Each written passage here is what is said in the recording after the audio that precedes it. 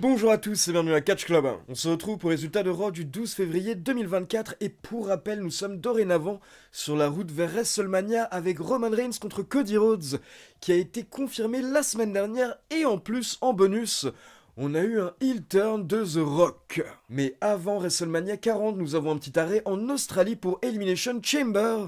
Du coup, hier soir, nous avions plusieurs matchs de qualification pour les Chamber matchs masculins et féminins. Mais avant de passer aux résultats, on démarre avec deux annonces. Donc d'abord, il faut savoir que hier, la WWE a annoncé un troisième show en France au mois de mai. Donc pour rappel, le vendredi 3 mai, nous aurons SmackDown à Lyon à la LDLC Arena. Puis le lendemain, le samedi 4 mai, nous aurons Backlash également à la LDLC Arena. Et donc hier, la WWE a annoncé un troisième show supplémentaire le lendemain de Backlash. Ce sera un live event à Aix-en-Provence. Et pour tous ceux qui veulent une place, sachez que la billetterie ouvre ce jeudi 15 février à 10h du matin sur le site ticketmaster.fr. Et en plus, comme c'est un live event, les prix devraient être beaucoup moins chers. Et d'après le site officiel de l'Arène d'Aix-en-Provence, le prix des billets devrait être entre 40 et environ 170 € ringside. Donc c'est beaucoup moins cher que pour SmackDown et pour Backlash. Et deuxième annonce importante, pour info, je vais être absent quelques jours suite à un déplacement qui n'était pas prévu. Du coup, je ne pourrai pas sortir la review de SmackDown ce samedi, ni la review de Raw mardi prochain. Donc je suis vraiment désolé, vous savez qu'habituellement je fais tout pour sortir les reviews, mais là je ne pourrais vraiment pas. Mais par contre, je vous conseille vivement de me suivre sur Twitter, @lecatchclub, sur TikTok également, @lecatchclub, et sur mon compte Instagram Catchclub officiel. Car je vais vous poster des surprises pendant les prochains jours. Donc même si je ne serai pas forcément sur YouTube, il y aura du contenu sur mes autres réseaux. Et croyez-moi, vous ne voulez pas rater ça. Et donc c'est parti, on passe aux résultats. Hier soir, on a démarré avec un 3 contre 3, avec le New Day qui s'associait à Jey Uso contre Imperium. Et bien entendu, pendant le match, on avait Gunther qui se sentait au-dessus de ses adversaires. D'ailleurs, à la fin du match, il monte sur les cordes pour effectuer un splash sur Jey Uso. Et il en profite pour se moquer de la danse de Jey Uso. Mais derrière, Jey Uso soulève ses genoux, donc il contre Gunther. Et ensuite, il lui porte un énorme spear. Donc il est à deux doigts d'effectuer le tombé sur le champion intercontinental. Mais heureusement pour lui, Gunther est sauvé à la dernière minute par Ludwig Kaiser. Mais quelques instants plus tard, le New Day et Jey Uso travaillent parfaitement ensemble et ils portent un énorme 1D sur Giovanni Vinci. Puis Jey Uso monte sur la troisième corde et il enchaîne avec son splash pour la victoire. Donc clairement, le New Day et en particulier Jey Uso était très impressionnant hier soir et justement quelques minutes plus tard, on retrouve le trio en coulisses pour une interview et là Jey Uso apprend que c'est officiel, la semaine prochaine à Raw, il aura une opportunité au titre intercontinental contre le ring général Gunther. On enchaîne avec une petite vignette d'Andrade, puis derrière on a des Big Meaty Men Slapping Meat, la bonne viande avec Bobby Lashley contre Bronson Reed dans un match de qualification pour Elimination Chamber. Donc ça a frappé la viande, ça a cogné la viande, ça a malaxé la viande et au final, Bobby Lashley a réussi à porter son spear sur Bronson Reed pour la victoire. Puis on enchaîne avec une interview de Sami Zayn qui n'est pas très bien suite à sa défaite contre McIntyre la semaine dernière et justement, il nous explique que cette défaite lui a fait beaucoup de mal mais habituellement, il arrive à se remettre et à se remotiver car il croit en lui. Et peut-être qu'il est la seule personne qui croit en lui, mais il sait qu'il n'est pas qu'un challenger, un jour il sera champion. Mais là, Sami Zayn est interrompu par Shinsuke Nakamura qui l'affrontera lors du main event. Et Nakamura se moque de Sami Zayn. Il dit que Sami Zayn fait celui qui a de la peine pour avoir la sympathie des fans, tout comme le fait Cody Rhodes. Mais Nakamura nous dit que ce soir il va continuer sa route de la destruction, et au passage il va prendre l'âme de Sami Zayn. Puis on enchaîne avec Cody Rhodes qui fait son entrée et il nous dit qu'il va main eventer WrestleMania contre Roman Reigns et il est heureux d'enfin pouvoir dire ça. Et il dit également que s'il peut dire ça, c'est grâce aux fans. Donc il remercie les fans pour leur soutien ces derniers jours. Mais attention, Cody nous dit qu'il ne veut pas montrer trop d'émotion, car sinon il va devenir un crybaby ou un pleurnicheur. Donc bien entendu, c'est un rappel à ce que The Rock a dit la semaine dernière par rapport aux fans de Cody Rhodes. Et directement, la foule répond avec des chants Rocky Sucks. Mais Cody nous dit qu'il est un fan de The Rock et il pense que tout le monde, à un moment dans sa vie, a été un fan de The Rock. Sauf que le problème de The Rock, selon Cody, c'est qu'il n'écoute pas bien. car Cody assure que la semaine dernière, pendant la conférence de presse pour WrestleMania, il n'a rien dit de mal par rapport aux ancêtres de The Rock, et il ne les a pas insultés, mais pourtant, The Rock l'a tout de même giflé. Et là, Cody devient très sérieux et il dit au Rock, tu m'as giflé au visage en public. Et donc ce que ça signifie, c'est que je vais devoir te rendre ça, c'est que je vais devoir me venger. Mais là, Cody est interrompu par l'entrée du champion du monde, Seth Rollins. Donc Rollins monte sur le ring et il dit qu'il est déçu que Cody ne l'ait pas choisi pour WrestleMania 40, mais il comprend son choix. Cody Rhodes doit finish the story. Il doit finir son histoire pour lui, mais également pour des millions de personnes, pour sa famille, pour son père, pour sa femme, pour sa fille et pour tous les fans. Et Rollins devient très sérieux et il dit à Cody qu'il doit absolument battre Roman Reigns et lui prendre le titre, car sinon après WrestleMania la situation deviendra encore pire, Roman Reigns aura encore plus de pouvoir et on le verra encore moins souvent. Donc Rollins dit à Cody que c'est potentiellement leur dernière chance de reprendre le pouvoir et de le rendre au peuple. Mais Rollins demande également à Cody s'il a un plan, car l'année dernière il s'est fait avoir par la Bloodline. Et donc il lui explique que cette année ça va être pareil.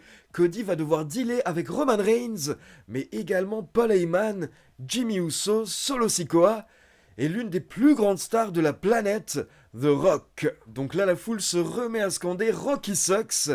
Et Rollins répond qu'il est plutôt d'accord, et donc c'est pour cette raison qu'il a fait son entrée, pour expliquer à Cody qu'il n'a pas à se battre tout seul. Et Rollins précise que bien entendu Cody et lui n'ont pas toujours été sur la même longueur d'onde, mais il y a quelques semaines quand Cody a précisé qu'il veut tout prendre à Roman Reigns, eh bien ça a touché Seth Rollins, il a senti que c'était réel. Et Rollins explique que c'est pour ça qu'il a step up lors de la conférence de presse et qu'il a soutenu Cody, car il n'en peut plus de The Rock et Roman Reigns, et le fait qu'ils pensent qu'ils peuvent faire ce qu'ils veulent. Et là, de manière très intéressante, Rollins s'excuse, car il explique que ce qu'est devenu Roman Reigns, eh bien c'est un petit peu de sa faute, car il y a 12 ans, ils faisaient leur entrée ensemble, ils formaient un clan de Shield, et à cette époque, Rollins a appris tout ce qu'il savait à Roman Reigns. Et malheureusement, avec le temps, il a vu devenir un monstre, mais il ne savait pas à quel point il allait devenir un monstre. Et en plus, dorénavant, c'est un monstre à 2 têtes, car Roman Reigns a potentiellement trouvé la seule personne aussi égoïste que lui sur cette planète, avec The Rock. Mais donc justement, vu que Seth Rollins n'en peut plus de The Rock, et vu qu'il connaît très bien Roman Reigns, il explique à Cody Rhodes qu'il est potentiellement la meilleure personne sur cette planète pour être le bouclier de Cody Rhodes, pour être le shield de Cody Rhodes face à la Bloodline. Et donc mic drop de la part de Rollins après ce beau speech où il a expliqué pourquoi est-ce qu'il veut aider Cody, et avec cette petite référence au shield qui a fait kiffer tout le monde. Derrière, on enchaîne avec un match de qualification pour le Chamber Match féminin et on a Liv Morgan qui a battu Zoey Stark avec son Oblivion. Puis on passe en coulisses et encore une fois on retrouve R-Truth qui va voir Judgment Day et il est toujours persuadé de faire partie du clan. Donc là les membres essayent un petit peu de l'engueuler, mais au final, Damian Priest demande de le laisser faire. Et là, il explique à R-Truth qu'il n'a jamais fait partie du clan. Et même si c'était drôle, etc., il faut que Truth comprenne qu'il ne fait pas partie de Judgment Day. Et que ce soir, le match qu'il a contre JD McDonough sera une exécution. Et là, pour la première fois, apparemment, ça rentre enfin dans la tête de R-Truth qui se retrouve à paniquer. Donc quelques instants plus tard, on le retrouve au téléphone. Il tente d'appeler The Miz pour lui demander de venir à Raw, sachant que The Miz est dans une autre ville. Sauf que le problème de Truth, c'est que son match est tout de suite. Donc Adam Pearce le pousse pour faire son entrée. Et il doit enchaîner avec son match face à JD McDonough. Et donc R-Truth a tenté de se défendre en utilisant notamment les prises de son héros d'enfance, John Cena. Mais au final, au bout d'environ 7 minutes, JD McDonough a porté son finisher pour la victoire. Et derrière, vous avez tous les membres de Judgment Day qui ont attaqué Truth. Et au début, il s'est plutôt défendu, mais quand Damian Priest est intervenu, Judgment Day a pris le dessus. Et là, ils se sont acharnés à 4 contre 1 jusqu'à l'intervention de DIY qui a sauvé R-Truth. Du coup, quelques minutes plus tard, on les retrouve en coulisses. Et là, vous avez R-Truth qui remercie DIY de l'avoir sauvé. Sauf que Truth n'a rien compris et il pense que c'est la DX. Et il pense qu'il est en train de parler à Shawn Michaels et Triple H au lieu de Johnny Gargano et Tommaso Ciampa. Puis dans un autre coin des coulisses, on voit Sami Zayn qui se prépare pour le main event, mais là il est rejoint par Cody Rhodes. Cody qui précise qu'il a entendu l'interview de Sami Zayn, et Cody précise à Sami Zayn que Sami n'est pas le seul à croire en lui. Cody explique qu'il croit également en Sami Zayn, et derrière les deux catcheurs se font un câlin. Puis on enchaîne avec The Man, Becky Lynch, qui vient nous faire un beau speech, où elle est revenue un petit peu sur sa carrière et sa passion pour le catch et la WWE en particulier, cette passion qui l'a menée à main eventer et remporter le premier main event féminin de l'histoire de WrestleMania. Puis Becky met en avant la championne Rhea Ripley, mais elle précise que Mami n'a jamais affronté quelqu'un comme elle. Puis là, Becky Lynch se dirige au bord du ring et elle demande un verre pour porter un toast vers ce magnifique voyage vers WrestleMania pour elle et Rhea Ripley. Et elle porte également un toast aux dernières semaines du règne de championne de Rhea Ripley. Mais là, Becky Lynch est interrompue par Nia Jax qui a été très touchée par le speech de Becky, notamment toute la partie sur sa famille et le fait d'être mère. Donc Nia Jax fait un petit peu semblant de pleurnicher et elle dit qu'elle croit en Becky et que Becky va remporter le Elimination Chamber match, tout comme elle croit en elle et elle croit au fait qu'elle va battre Rhea Ripley à Elimination Chamber pour son titre. Mais là, forcément, Mami fait son entrée et donc ça part en bagarre dans le ring entre Mami et Nia Jax. Sauf qu'au bout d'un moment, Nia Jax porte un splash sur Rhea Ripley et ça touche également Becky Lynch. Donc là, Becky Lynch se mêle à la bagarre et elle porte un dropkick à Nia Jax. Et derrière, Rhea Ripley se débarrasse de Nia Jax. Et là, on sent vraiment toute la haine de la championne contre Nia Jax. Et on sent que leur match à Elimination Chamber va être très tendu. D'ailleurs, Rhea Ripley dit à Nia Jax qu'il va falloir qu'elle la tue pour lui prendre son titre. Ensuite, nous avons LA Knight qui a battu Ivar dans un match de qualification pour Elimination Chamber. Donc LA Knight est qualifié. Puis derrière, les commentateurs nous rappellent que ce vendredi, à SmackDown, Roman Reigns et The Rock seront présents. Puis les commentateurs nous annoncent plusieurs matchs pour le prochain Raw, donc d'abord pour rappel, nous aurons Jey Uso contre Gunther pour le titre intercontinental. Puis nous aurons également un 4 contre 4 avec R-Truth, The Miz et DIY contre les membres de Judgment Day, Damian Priest, Finn Balor, Dum Dum et JD McDonough. La semaine prochaine, nous aurons également un énorme Cody Rhodes contre Drew McIntyre.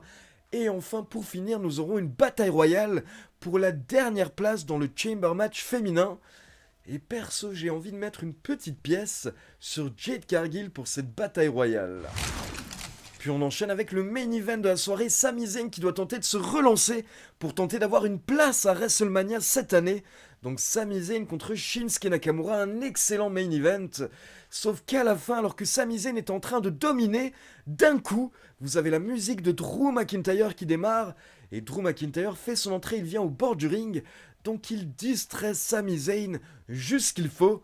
Et derrière, Nakamura en profite pour porter son Kinshasa à Sami Zayn pour la victoire. Et après le match, vous avez McIntyre qui monte sur le ring et qui s'acharne sur Sami Zayn. Et Nakamura participe également pour le plaisir. Mais Cody Rhodes fait son entrée, le super-héros fait son entrée pour sauver Sami Zayn. Et donc il distribue un Cody Cutter à McIntyre, puis un Crossroads à Nakamura. Et donc le show se termine avec Cody et McIntyre en train de se trash talk. Et McIntyre qui pointe vers le logo de WrestleMania et qui dit à Cody qu'il ne pourra même pas se rendre à WrestleMania vu que McIntyre va s'occuper de lui la semaine prochaine à Raw. Et donc perso, j'ai trouvé que l'épisode de Raw était correct, notamment avec les qualifications pour Elimination Chamber. Donc on met les choses en place pour le prochain PLE. Mais en même temps, on mentionne bien entendu WrestleMania, on hype WrestleMania. Et je pense que tout le monde a hâte de voir l'épisode de SmackDown ce vendredi avec The Rock et Roman Reigns. Donc voilà, c'est tout pour les résultats de Raw. Maintenant, comme d'habitude, c'est à vous. N'hésitez pas à me laisser vos avis dans les commentaires. Et comme d'habitude, n'oubliez pas de liker la vidéo, de vous abonner à la chaîne et de cliquer sur la petite cloche pour être informé de la sortie des prochaines vidéos. Je m'en vais donc pendant quelques jours, mais je serai de retour la semaine prochaine, jeudi normalement. Donc je vous donne rendez-vous la semaine prochaine, vendredi soir à 20h sur Twitch, pour un gros live. Je vous ferai un énorme résumé de tout ce qui s'est passé pendant mon absence, et également un résumé de mon voyage. Et derrière, bien entendu, il y aura des vidéos qui seront postées sur Catch Club, et également sur tous mes autres réseaux que j'ai mentionnés au début de cette vidéo. Donc merci encore une fois à tous, ciao tout le monde.